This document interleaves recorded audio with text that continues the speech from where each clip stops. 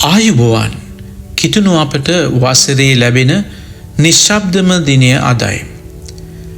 යේසුස් වහන්සේ කුරුසිය මත සිය ප්‍රාණය පූජා කර සොහොන් ගැබ තුල තැන්පත් කරනු ලැබූ ඒ ශුද්ධ වූ සෙනසුරාදා දිනය අදයි.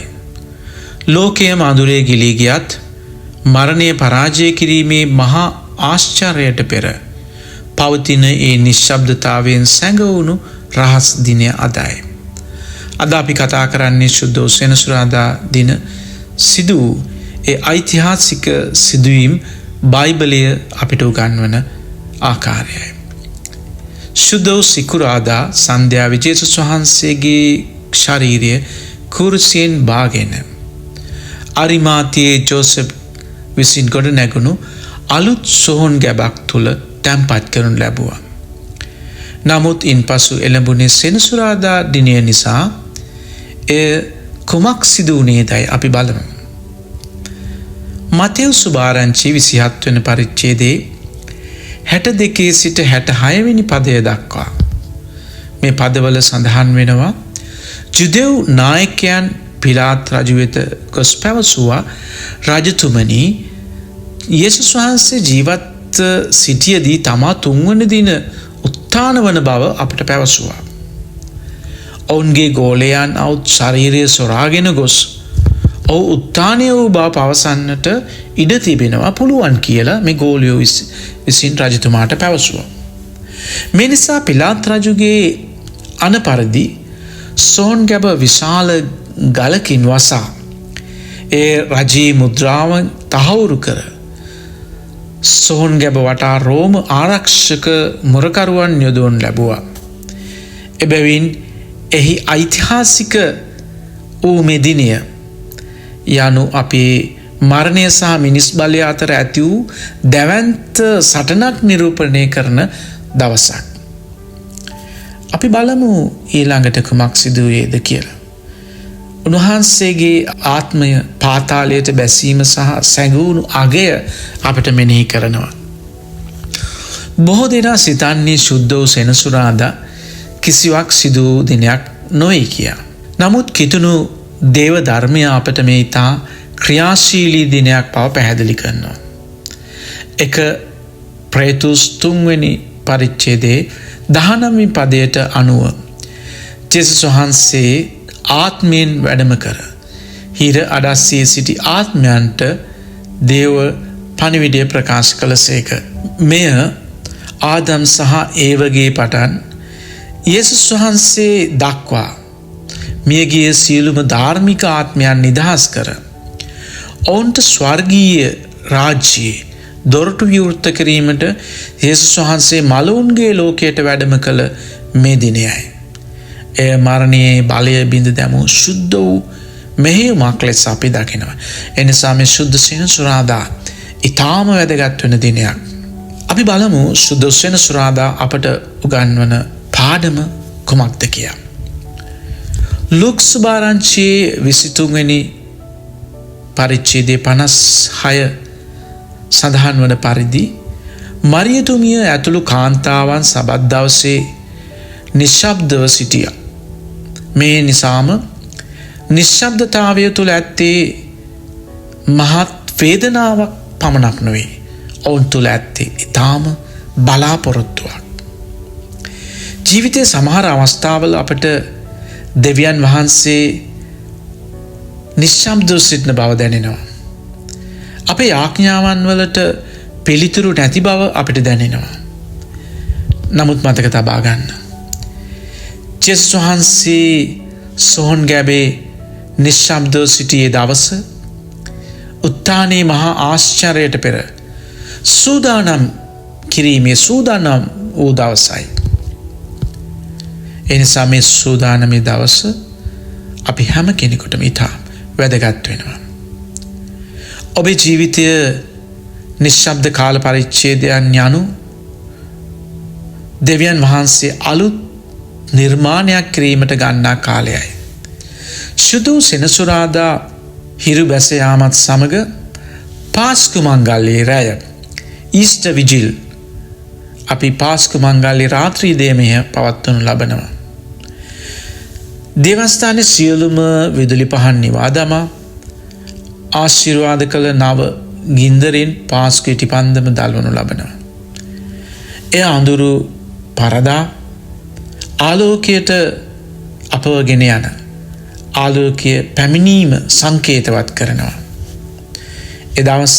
මෙදවස්සේ චලයේ ආශිර්වාද කර බෞතිස්ම පොරොන්දු අලුත් කරන මේ රැය මුළු ලෝකයේම කිතුනුවන් හාලෙලුයා ගී ගයමින් යේසුස් වහන්සේගේ උත්ථානය ලෝකයටම පිළිගන්වමින් ලෝකයම මේ පිළිගැනීමට සූදානම් කරනවා.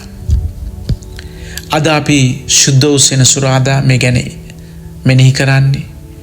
මේ නිශ්ශබ්ද වූ දිනය ඔබේ ජීවිතයට අධ්‍යාත්මික වර්ධනයට මගක් කරගන්න. හෙට උදාවන පාස්කු මංගල්‍ය ඔබට සැමට සෙනසුරාදා දින ශුද්ධ වූ සෙනසුරාදා ඒ සූදානම් වීමේ දවස ඊටාම වැදගත් දවසක්. අපි මෙනෙහි කරමු මොහොතක් අපේ ජීවිතවලට මේ දෙවියන් වහන්සේගේ නිශ්ශබ්ද සිටීමේ ඉවසීම මොහොත කුමන ආකාරයෙන් බලපානවද? අපගේ ජීවිතවල අප බලාපොරොත්තු වන පරිදි බොහෝ දේවල් අපිට ලැබෙන්නේ නැහැ. සමහර වෙලාවට අපි හිතනවා දෙවියන් වහන්සේ අපව අතහැර දමා ඇතැයි අපි හිතනවා. මන්ද ඒ නිශ්ශබ්ද කාලය අපිට තරහා ගන්නට අමාරුයි. ඒ නිසා අපි හිතනවා දෙවියන් වහන්සේ අපින් වෙන් වෙලා ගිහිල්ලා අපි අතහැරලයි කියලා. නමුත් ඒක තමයි නිශ්ශබ්ද කාල පරිච්ඡේදය. ශුද්ධ වූ සෙනසුරාදා අපිට උගන්වන්නේ දෙවියන් වහන්සේ නිශ්ශබ්දව සිටි මොහොතේ පවා උන්වහන්සේගේ ක්‍රියාවලිය උන්වහන්සේ අප වෙනුවෙන් යොදා ඇති සැලසුම් කර ඇති ඒ ක්‍රියාවලිය නතර නොවී නොමැති බවයි. නතර වී නොමැති බව අපිට උන්වහන්සේ මෙනෙහි කරනවා. සොහොන් ගැබ ඇතුළත මරණය පරාජය කිරීමේ රහසිගත මෙහෙයුම ක්‍රියාත්මක වූ මෙම ආකාරයෙන්ම ඔබේ ජීවිතයේ නිශ්ශබ්ද කාලය යනු මහා ආශ්චර්යයකට පෙර ඔබ සූදානම් කිරීමේ කාලය බව ඔබ මෙනෙහි කරන්න. ඔබ විශ්වාස කරන්න. මේ අවිනිශ්චිතතාවය තුළ ඔබගේ ඇදහිල්ල ඔබ වර්ධනය කරගත යුතුයි. එදා ගෝලයන් සිටියේ බියෙන් සහ සැකයෙන්. අවසානයේ ඔවුන් දැන සිටිය ඔවුන්ගේ අවසානය බවයි. මන්ද ඔවුන්ගේ සියලුම නායකයන් මියගොස් ඇතැයි ඔවුන් විශ්වාස කරා. වර්තමානයේ අපිට ඇතිවෙන රැකියාවේ ප්‍රශ්න, ආර්ථික අර්බුද, අපගේ පවුලේ ගැටලු මේ දේවල් හමුවේ අපගේ අනාගතයේ අඳුරු බව අපිට පෙනෙන්නට බොහෝ වෙලාවට හැකි වෙනවා. නමුත් ශුද්ධ වූ සෙනසුරාදා අපිට පවසන්නේ අවසානය ලෙස අප දකින දේ දෙවියන් වහන්සේගේ අලුත් ආරම්භයක් වී හැකි බවයි. බාහිර තත්ත්වයන් කුමක් වුවත් ඔබගේ ඇදහිල්ල කිසිසේත්ම ඔබ මේ අවසානයේ කාලයයි නොසිතා. ඔබට මේ සියලු දේ මැද්දේ ඔබට අලුත් ආරම්භයක් ඇති බවත් ඔබගේ ඇදහිල්ල අත් නොහැරම ඉදිරියට යා යුතු බව ඔබ මෙනෙහි කරන්න. යුදෙව් නායකයන් ජේසුස් වහන්සේගේ ශරීරය එළියට එම වැළැක්වීමට විශාල ගල් සහ මුර කරගුවන් යෙදුවා. එදා යුදෙව් නායකයන් හිතුවේ ඇත්තටම ඔවුන්ගේ ගෝලයන් පැමිණ මේ ශරීරය රැගෙන යේසුස් වහන්සේ නැවත නැගිට්ටායයි ඔවුන් ප්‍රකාශ කළයි යන මතය ඔවුන් තුළ තිබුණා.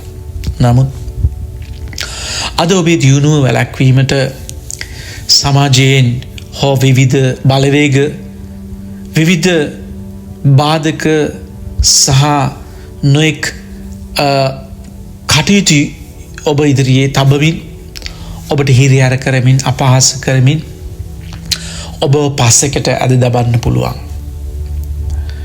නමුත් දේව බලය හමුවේ කිසිම ලෞකික මුද්‍රාවකට හෝ ගලකට සත්‍ය යටපත් කළ නොහැකි බව ඔබ තේරුම් ගන්න. නියමිත වේලාවේදී සියල්ල පෙරලා දමා ඔබ උත්ථානය වන බව, ඔබ නැවත නැගිටින බව ඔබට මේ තුලින් අප මතක් කර දෙන්න සතුටුයි. මේ නිශ්ශබ්දතාවය තුළ අපට අධ්‍යාත්මික වටිනාකමක් තිබෙනවා. අද ලෝකයේ ഘോഷාකාරී ජංගම දුරකථන සමාජ මාධ්‍ය නිසා අපට මේ නිශ්ශබ්දතාවයේ සිටීමට ඊටාම අපහසුයි. එනිසාම සුදු සෙනසුරාදා අපට ආරාධනා කරන්නේ සියල්ල නතර කර අපේ ආත්මීය ශරීරයේ දෙස, අපේ ආත්මීය දෙස බැලීමටයි. වර්තමාන පසුබිම තුල දිනකට මිනිත්තු කීපයක් හෝ සියලුම මේ ഘോഷාකාරී මනසට ඇතිවන පීඩාවන් වලින් ඔබ මොහොතකට මිදී ඔබ නිහඬව සිටින්න උත්සාහ කරන්න. දෙවියන් වහන්සේ අපේ හදවතට කතා කරන හඬ ඇසීමට ඔබ පුරුදු වන්න. සෙනසුරාදා රාත්‍රියේ දල්වන පාස්කු ඉටිපන්දම මුළු අඳුරම පළවා හරිනවා. අපි අඳුරෙන් ආලෝකයට පැමිණ බලාපොරොත්තුවක් තබා ගත යුතුයි. වර්තමාන සමාජයේ පවතින වෛරය, අසාධාරණය සහ අඳුර, මේ හැම දෙයක්ම తాවකාලික බවත් අවසානයේදී සත්‍ය සහ ආලෝකය ජය ගන්නා බවත් තේරුම් ගැනීමට අපි හැම කෙනෙකුටම අද ඊටාම වැදගත් වෙනවා. ඕනෑම අඳුරක් සෙනසුරාදාවකට පසු දිරිමත් ඉරිදාවක් උදාවන බව දරා ගැනීම අපේ ජීවිතයට මහත් ශක්තියක්. මේ නිසා අද දවසේ අපේ ජීවිතය තුළ අලුත් දෙයක් උන්වහන්සේ මෙනෙහි කරමින් අපි පාස්කු මංගල්‍යයට ඒ සුද්ධ දවසට සූදානම්ව සිටිමු.